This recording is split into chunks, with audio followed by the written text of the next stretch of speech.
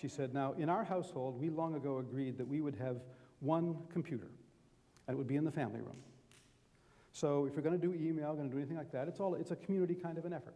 And in fact, we only had one email address. And whenever emails came in, we just tossed them off in various people's folders. It was a kind of a system of trust, and you just, you sent the emails around where they belonged, read your own.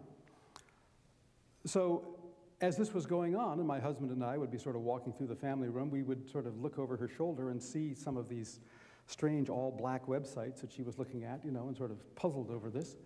But as she said, bear in mind, this young lady, whose name was Carly, I mean, that's a name I've given her, just to preserve the anonymity of the story.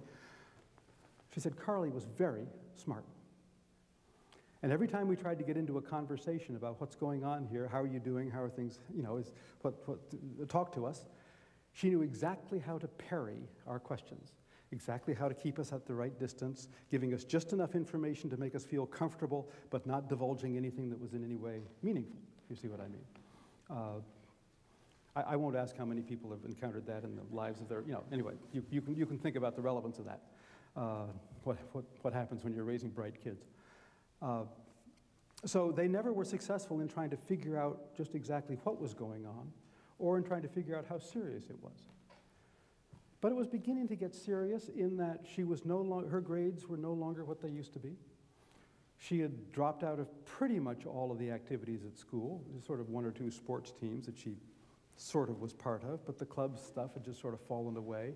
There was a curious group of friends coming through the house, not people that they'd really known before or seen before, and nobody they felt particularly close to. And she was still perfectly affectionate as necessary with the family, but nothing that went out of the way, nothing that suggested a real passion and commitment for the life of the community or the life of the family. All this goes on in the context, of course, of what's going on in the national news. And what begins to cross the mind of the mother is this simply a phase? And she'll outgrow it, she'll move through it, and everything will be fine. Or is this how Columbine starts? Is this how teen suicide starts? Is this how drug use starts? What are we looking at here? How serious is this? And what's our responsibility as parents to do